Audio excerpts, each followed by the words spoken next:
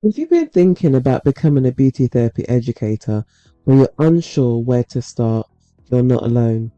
This video is part of the Behind the Title series where I walk you through what these roles really involve and what it takes to get there. So let's break this one down.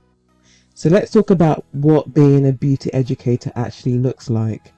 It's not just about lecturing from a podium or reading off slides.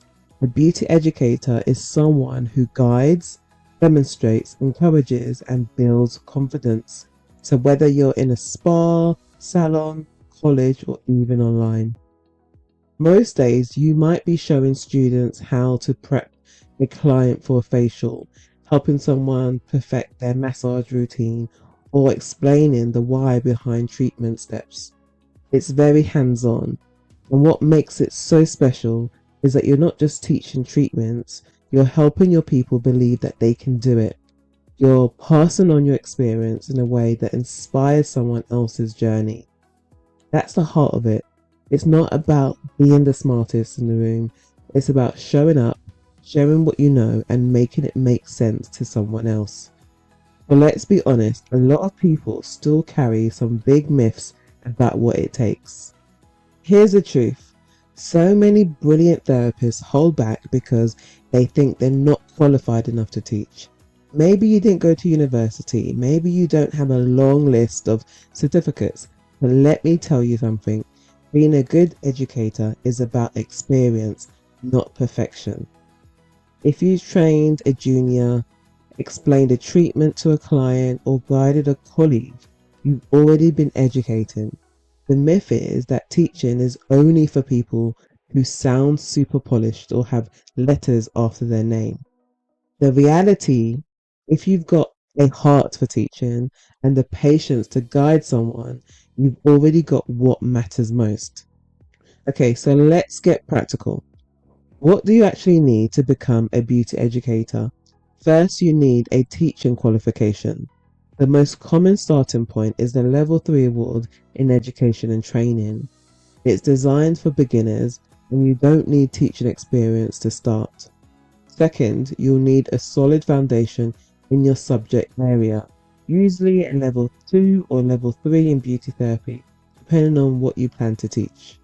And third, the part nobody talks about, confidence. Not confidence to be perfect, but confidence to show up, support others, and grow as you go. Everything else, lesson plans, assessments, and delivery techniques, you'll learn all of that along the way. Does this sound like something that you would enjoy? Let's see who this role is best suited for. So, who makes a great beauty educator? It's not just about how long you've worked in the industry or how many certificates you've got. It's about how you work with people. If you're the one your team turns to with questions, if you light up when someone finally gets it, or if you love breaking things down so that they're easier to understand, you're already showing the signs. This role is perfect for you if you're ready to kind of share your experience, if you want to step back from hands-on treatment, or if you've ever thought, I wish someone had explained it to me that way when I was training. You don't have to be loud or bubbly or polished, you just need to care. If this sounds like you, you're probably wondering, where could this lead to? Becoming a beauty educator is often the beginning, not the actual end. Once you've taken that first step, you open doors to so many new opportunities and possibilities. You can go on to become an assessor, an internal quality assurer, a course creator, education manager, or even start your own training academy. Some people combine it with their treatment work, others go into it full time.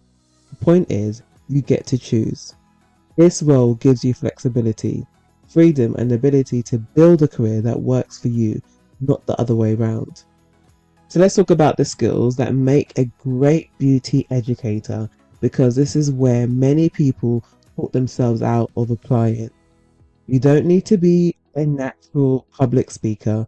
You don't need to have all the answers. What you do need are these 3 things. Number 1, communication. Not just speaking clearly, but knowing how to explain things in a way that makes sense. Number 2, patience.